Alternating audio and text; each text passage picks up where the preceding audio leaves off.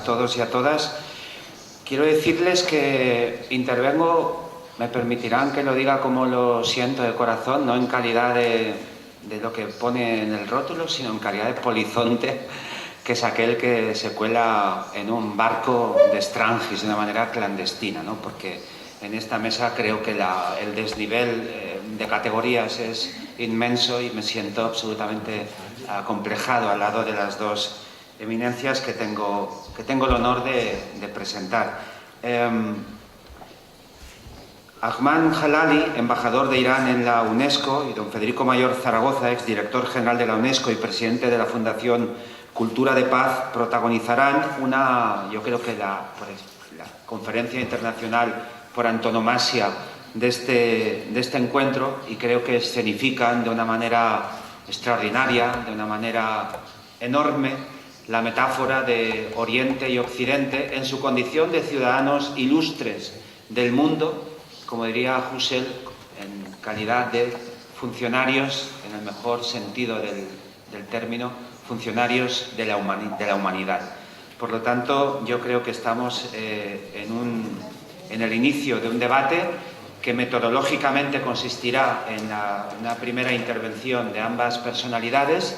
En cualquier momento yo creo que el lujo para todos nosotros será poderles escuchar desde la espontaneidad y desde cualquier momento que deseen intervenir, pero fundamentalmente también la organización me ha comunicado que persigue la participación de todos ustedes, la interpelación, la pregunta, y que entre todos puedan hacer un debate coral, colectivo, que nos pueda enriquecer. Como quiera, y termino rápidamente, que se encuentran en la sala del orden de 30 y pico, casi 40 alumnos mexicanos, me permitirán que improvise una conexión interesante que me inspira su presencia, porque precisamente hemos hablado estos días de reinventar la idea de tolerancia, la idea de entendimiento, la idea de penetrar las diferencias respecto al otro cultural, por más distinto y distante que esté, un diálogo entre culturas, civilizaciones, una alianza entre civilizaciones. Y permítanme que recuerde que mucho antes del concepto de tolerancia ilustrado del siglo XVIII, existió aquello que el profesor Fernández Buey bendijo con el título de la variante latina de la Ilustración, que mucho antes de aquel siglo XVIII hubo en España, precisamente en nuestro país, un grupo de visionarios que la historia no ha tratado demasiado bien, que fueron los padres realmente del derecho internacional, del derecho humanitario, que elaboraron al calor de la mal llamado descubrimiento, porque ya existía, de América, elaboraron un concepto de tolerancia, de comprensión de la diferencia, moralmente muy superior a lo que después la ilustración, la racionalidad occidental, europea, pues practicó. Por lo tanto, reivindicar ese momento en el que personas como el padre Vitoria, que habló del totus orbis para referirse a una sola entidad moral en el mundo y a partir de ahí legislar para todos, o Fray Bartolomé de las Casas, que fue la primera voz que en Europa se alzó contra la guerra y los excesos del comportamiento español, del comportamiento cristiano, mal comportamiento cristiano, y del comportamiento de Europa en el Nuevo Mundo, y que no solo abogó por el reconocimiento del derecho de la interlocución de aquellos que en España eran declarados salvajes, y se rescató la vieja teoría de la esclavitud natural de Aristóteles para conceptuarlos como infrahumanos, y frente a eso Bartolomé de las Casas hizo apología en defensa del otro, prestigió al otro, escribió en su monumental obra tomos y tomos de una antropología cultural para destacar las virtudes del otro, virtudes que además podían rescatar a la vieja Europa, herida por el cisma religioso y por 1000 conflictos y por 1000 decadencias. Precisamente existió en el momento de aquella trágica colonización voces alternativas que quedaron en la cuneta de la historia, pero que tenemos que rescatar en este momento, porque además conecta perfectamente con el espíritu del propósito de la Multaca, recuperar aquellas voces que interpusieron un veto moral contra la guerra y describieron otra manera de relacionarnos los seres humanos, fundando una especie no de eurocentrismo, sino también tácticamente de indocentrismo. Situaron a las nuevas civilizaciones y a las nuevas culturas como ejemplo de la restitución de la manera de entender las relaciones internacionales, ¿no? Por lo tanto, todo eso también sucedía, y es la última conexión que establezco, cuando aquí, en Valencia, que precisamente un valenciano, Luis de Santángel, financió la primera expedición, la primera aventura que cruzó el Atlántico, aquí se estaba construyendo esa joya del gótico civil mediterráneo, que es la lonja de los mercaderes de la seda, ¿no? Por lo tanto, permítanme esta locura inicial que me ha venido a la cabeza para unir la parte importante del público, la parte sustancial de la representación diplomática, académica, de los focal points que están aquí durante todos estos días, prestigiando a nuestra ciudad con lo que es también, evidentemente, la ruta de la seda. Por mi parte, nada más, muchísimas gracias, y le cedo la palabra a don Federico Mayor Zaragoza.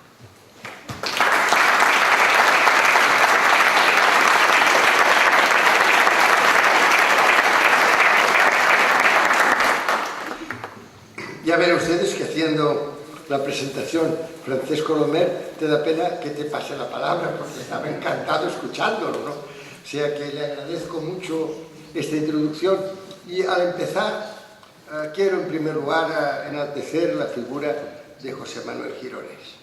José Manuel Gironés es una persona que desde hace tantos años viene demostrando que lo que parecía imposible, pues al final resulta que es posible, y que hace cosas que son absolutamente extravagantes en el sentido de que van fuera de los caminos normales, ¿verdad? Como todas estas cosas. Por tanto, una vez más, quiero expresarle no solo mi amistad y mi afecto, sino mi admiración por la capacidad extraordinaria que tiene de rodearse, porque él me dice, no, esto lo puedo hacer por Francesco, esto lo puedo hacer, bueno, por José María Chiquillo, que también saludo con gran amistad y reconocimiento por todo lo que ha hecho. También yo le llamo a José Manuel Gironés el pontífice, porque pontífice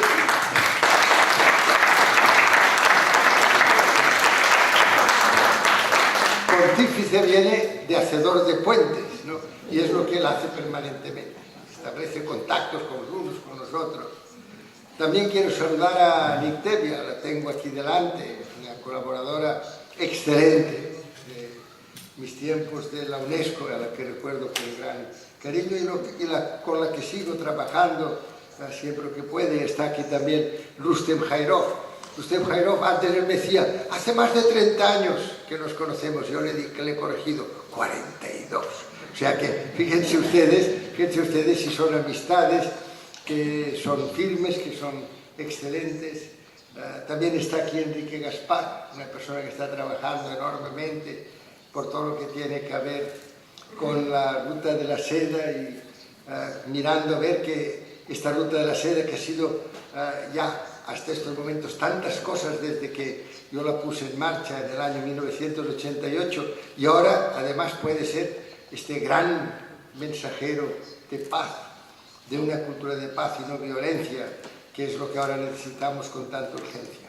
Bueno, y claro, tengo que decirles algo de Adnan Jalali, porque es una gran personalidad, ha sido una persona angular en la UNESCO, por lo que ha representado precisamente, por lo mismo que antes les decía, porque ¿quién iba a pensar que Irán, el eje del mal, que Irán en la UNESCO, lo que ha dado, gracias a personas como Jalali, ha sido ejemplo de lo contrario?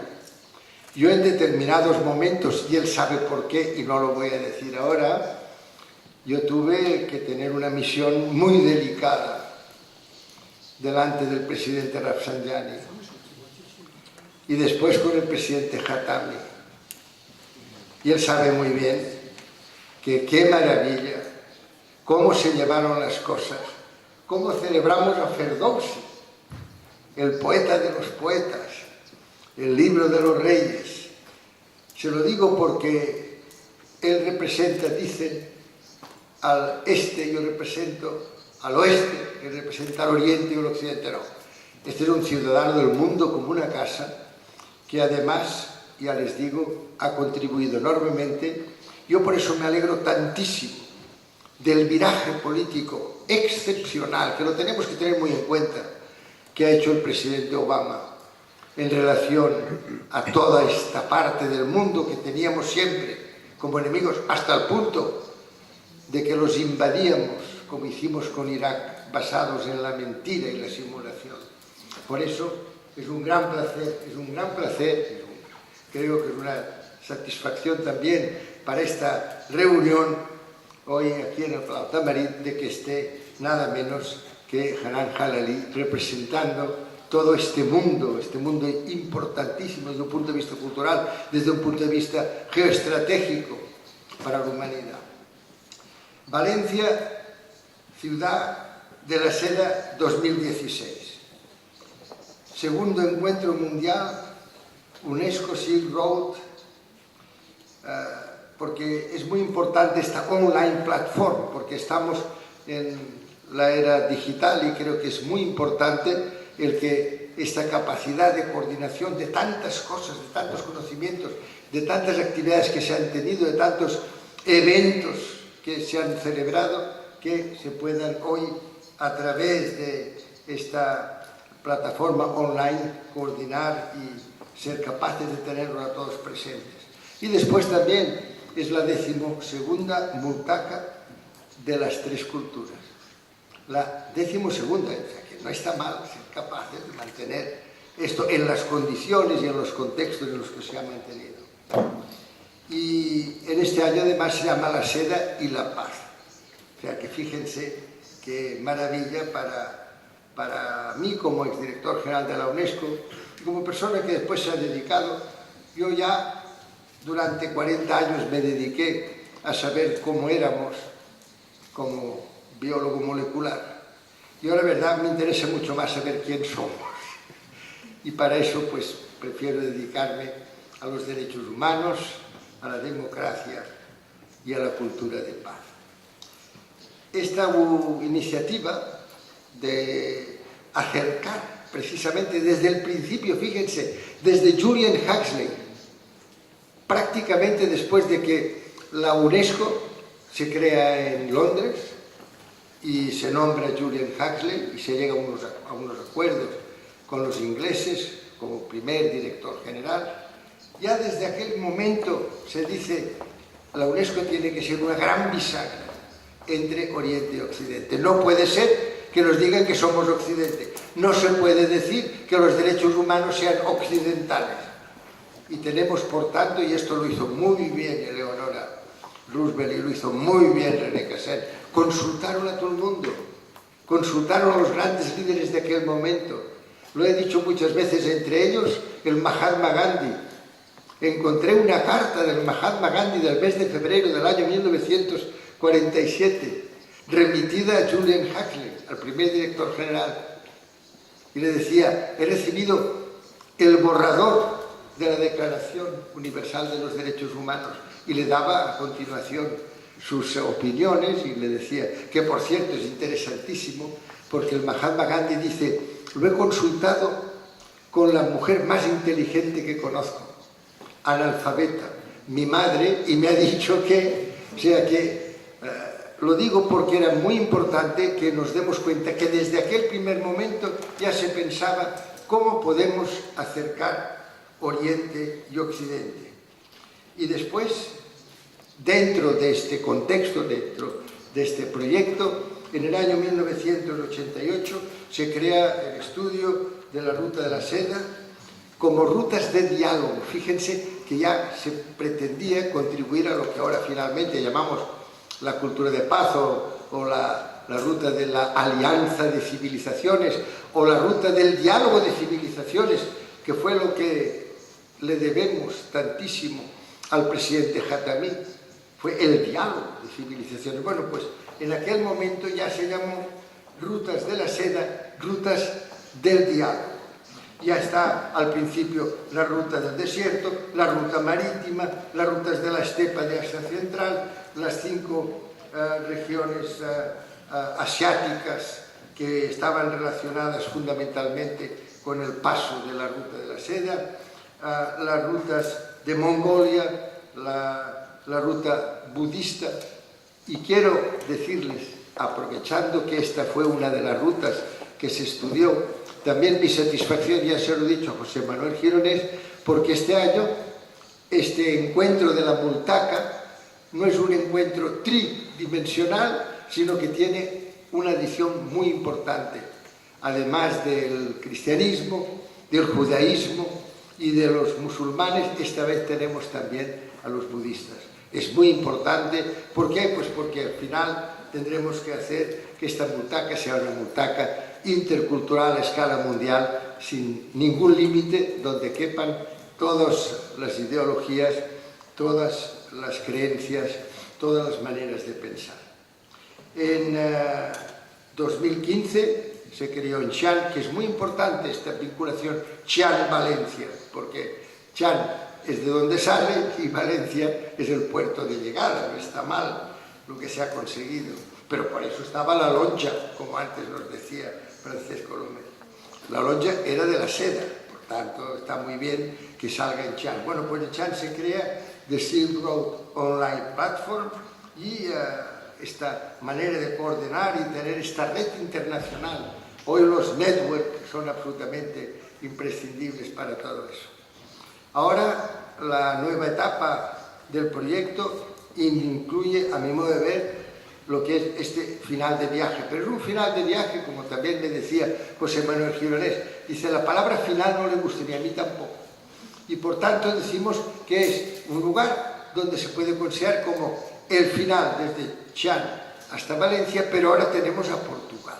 ¿Cómo vamos a hablar de España, además teniendo aquí a una representante tan formidable, poeta, en fin? ¿Cómo vamos a considerar que estamos hablando de España? No, no. Hablamos de la península ibérica, hablamos de España y Portugal, hablamos de algo que es tan importante además para la proyección conjunta, porque no se puede hablar de América Latina sin hablar de Portugal, sería un disparate. Por tanto, es esta vertiente tan importante hacia América Latina la que se cumple también al hacer este eje Xi'an-Valencia.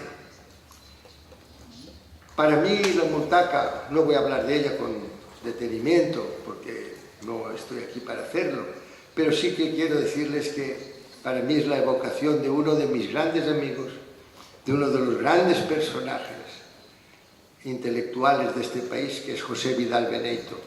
Y le recuerdo con un gran cariño porque precisamente fue en una de estas Multacas en las que yo escuché una de sus intervenciones más brillantes, lo cual era habitual, pero no era habitual que yo siempre lo escuchara. Por eso digo que fue realmente algo inolvidable. Ya lo he dicho antes, Multaca significa encuentro amistoso, y el encuentro es precisamente la primera fase de la cultura de paz. La primera fase entre esta cultura de imposición, esta cultura de dominio, esta cultura de violencia, la cultura de guerra y la cultura de paz es el encuentro. Es decir, vamos a encontrarnos y vamos a hablar.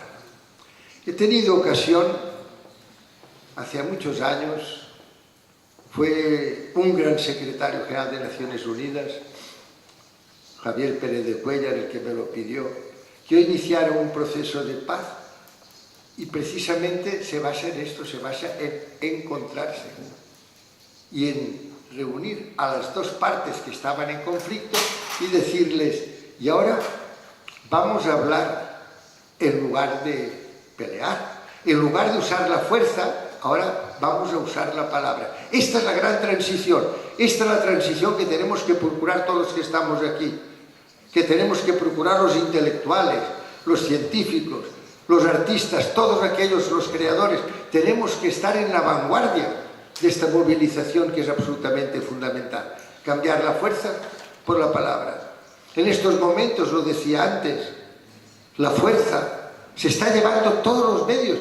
Resulta que no tenemos medios para acoger a los refugiados, que no tenemos medios para pagar el desarrollo de los países que más lo necesitan, de los más menesterosos, y sin embargo tenemos inmensas cantidades. Son caudales absolutamente desbordantes. Solo un país, los Estados Unidos republicanos sobre todo, en el año 2007, invirtieron 862.000 millones de dólares para la hegemonía militar y para la producción de armamentos. No puede ser. Tenemos que decir que no puede ser, que no puede ser, que no podemos admitir ver a niños que están en estos cenagales, que están viviendo en estas condiciones de inmensa precariedad, que no podemos ver a la gente morir en circunstancias de extrema pobreza cuando al mismo tiempo estamos gastando cantidades inmensas en la fuerza. Por eso, lo primero es encontrarse. Y después, en mi experiencia, lo tengo que decir también porque para mí fue un descubrimiento muy importante, yo me di cuenta de que si hablábamos del pasado o del presente, el encuentro acababa mal. Porque claro, cuando solo se piensa en lo que ha sucedido y en lo que ahora mismo se está viviendo, las dos partes no pueden, en realidad, usar la palabra, usan el grito, usan la ofensa.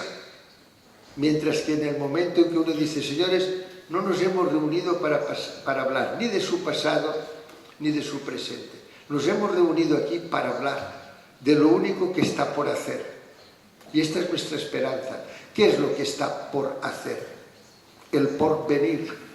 Es el futuro lo que está por hacer. Es esto lo que debe reunirnos y ser el primer paso de un proceso de paz. En esta gran transición que ahora tenemos que acometer, es lo mismo. No tenemos que hablar de que mire usted lo mal que lo ha hecho, mire usted... No, no. Vamos a hablar del futuro. Vamos a imaginar un mundo en el que cumplimos nuestros compromisos con las generaciones venideras. No puede ser. Estamos en estos momentos, y esto se lo digo a ustedes como científico, estamos en estos momentos en procesos potencialmente irreversibles. ¿Qué quiere decir eso? Pues quiere decir que puede llegar a puntos de no retorno. Yo esto lo he vivido personalmente durante muchos años, porque ya en el año 63 empecé los análisis de niños recién nacidos para evitar que tuvieran enfermedades que son alteraciones neuronales para toda la vida. Para toda la vida. Si no actuamos a tiempo, y esto lo tenemos que saber ahora, que estamos todos los días, tanto think tank y tanto think tank y tanta cosa, y tantos diagnósticos y tantas comisiones y otra comisión y otro diagnóstico, tenemos que saber que lo que importa es el tratamiento a tiempo. Porque si no hay tratamiento a tiempo, entonces podemos tener situaciones irreversibles en el medio ambiente. En el medio ambiente estamos llegando a puntos enormemente preocupantes porque quizá ya no tendrán solución. Son situaciones irreversibles. En estas enfermedades que nosotros tratábamos de evitar y que dieron lugar, ahora ya es habitual. Los niños cuando nacen les hacen lo que se llama la prueba del talón a las 48 horas. Bueno, pues todo eso lo iniciamos hace muchos años por eso. Porque en este momento, si identificamos una de estas enfermedades, podemos tratar a tiempo. Timely treatment. Esto es lo que interesa. Y entonces evitamos una situación que si no, es una situación irreversible. Nosotros no podemos legar a las generaciones venideras una habitabilidad de la Tierra peor de la que nos hemos encontrado. Pero qué disparate. Bueno, pues nos la estamos jugando.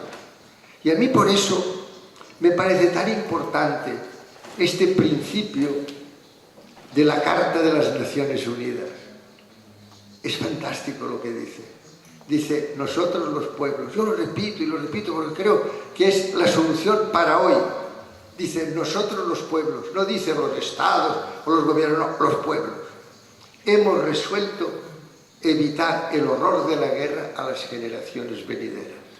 Es decir, nosotros los pueblos, la gente, hemos decidido a partir de ahora construir la paz en lugar de hacer la guerra, evitar el horror de la guerra. ¿Y por qué lo hacemos? Porque queremos, porque pensamos, porque nos sentimos responsables de las generaciones venideras. Esto es lo que ahora tenemos que hacer. Tenemos que mirar a los ojos de nuestros hijos, de nuestros descendientes y decirles, no vamos a cometer estos errores que pueden llevar a que vuestra calidad de vida sea mucho peor que la nuestra. Desde un punto de vista de medio ambiente, desde un punto de vista de pobreza extrema, están aumentando hasta límites inconcebibles la situación de la pobreza en el mundo. Y nosotros, algunas veces irresponsablemente, hablando de la seguridad, de human security, y hablando de la sociedad del bienestar. ¿Saben ustedes cuál es el porcentaje máximo que ha alcanzado la sociedad del bienestar, así llamada? El 18%. Y el otro 82%, como es poco, es el 82% los que no están en este porcentaje de esta llamada sociedad del bienestar. Queridos amigos, es tan importante, por tanto, que digamos, la ruta de la seda, ruta a partir de ahora de la paz, ruta de la concordia, ruta del sentarnos, del encontrarnos, de la montaca, encontrarnos y hablar. ¿Y hablar de qué? Hablar del futuro. ¿Por qué? Porque es lo único que podemos inventar. Yo recuerdo siempre, también lo digo muchas veces, porque para mí fue muy importante, aquel discurso del presidente John Fitzgerald Kennedy en la Washington International University. Era poco antes de que lo mataran, pocos meses antes de que lo mataran. Y dijo algo que era formidable.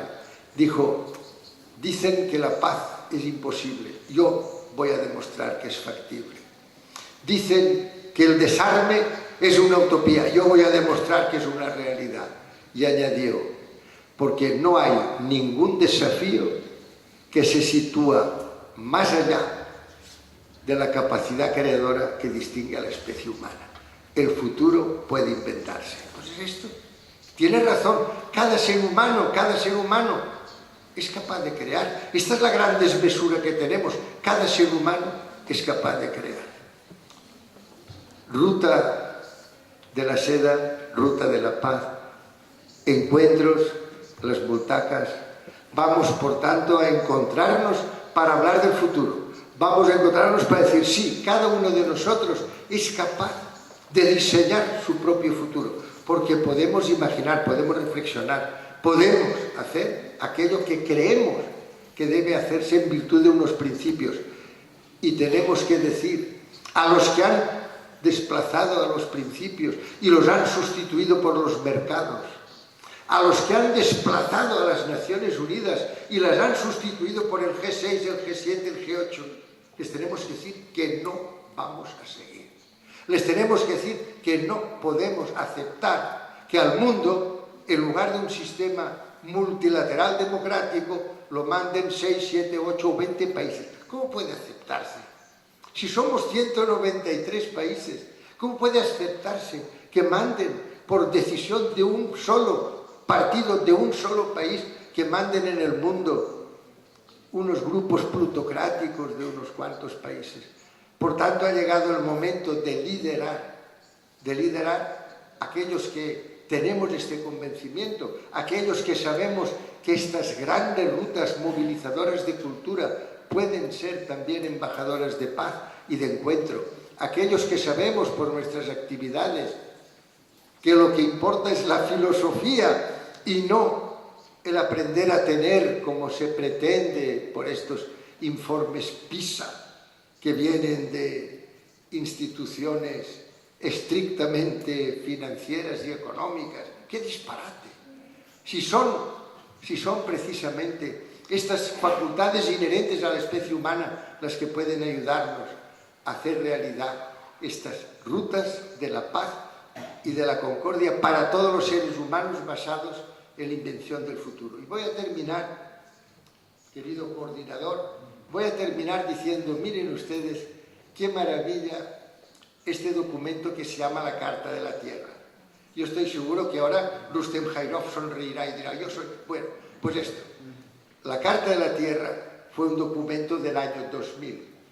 Iniciábamos un nuevo milenio, iniciábamos un nuevo siglo y dijimos, pues vamos a dar unas rutas, unas pautas para lo que puede ser la educación y los aspectos conceptuales y de derechos más importantes. Les voy a leer solo el principio.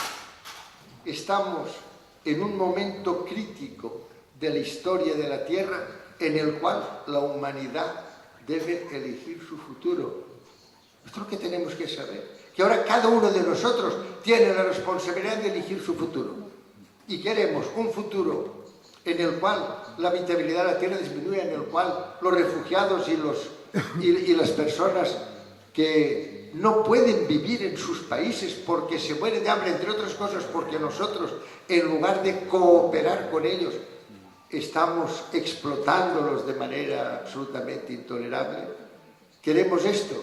Entonces ya sabemos, tenemos que elegir el futuro.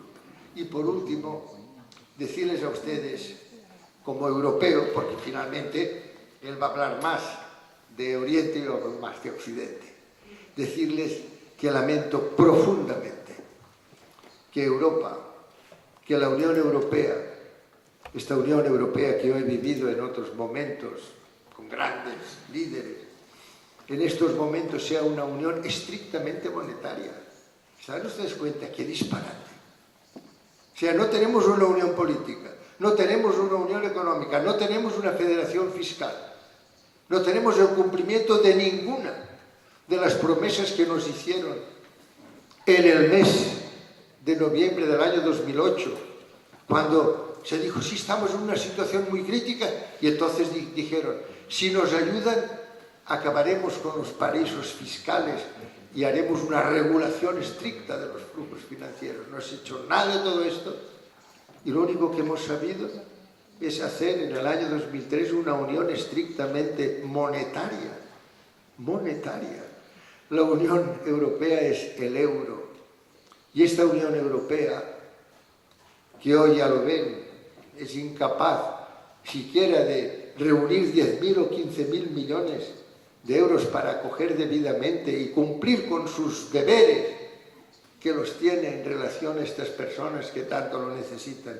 Les voy a leer también del año 2000, como la Carta de la Tierra, un documento que se llama Carta de los Derechos Fundamentales de la Unión Europea. Se lo digo porque tenemos fuentes de inspiración, tenemos referentes. Está todo muy oscuro, pero si miramos veremos que hay unos puntos que pueden iluminar los caminos del mañana. Fíjense qué maravilla. Artículo primero. Dignidad humana. La dignidad humana es inviolable, será respetada y protegida. El único documento del mundo, es una maravilla, esta Carta de Derechos Fundamentales. El único documento que empieza diciendo, no hay más fundamento de futuro que la igual dignidad de todos los seres humanos, sean hombre o mujer, sean de una raza u otra, de una creencia u otra, de una ideología u otra, de una edad u otra, de un color de piel u otro, todos los seres humanos iguales en dignidad. Esta es la base, precisamente, de la constitución de esta organización, la UNESCO, que hoy está aquí también representada, por cierto, por don Francisco Palomera. Pues esta constitución se basa en la igual dignidad y dice, la humanidad será guiada por los principios democráticos de la justicia, la igualdad, la libertad y la solidaridad. Y acaba diciendo solidaridad intelectual y moral. Esto es lo que yo estoy seguro que esta multaca que ahora estamos celebrando, que esta reunión que estamos celebrando, que esta ruta de la paz, ruta de la seda, contribuirá a que en muy poco tiempo podamos decir que efectivamente hemos contribuido a la igual dignidad humana. Muchas gracias.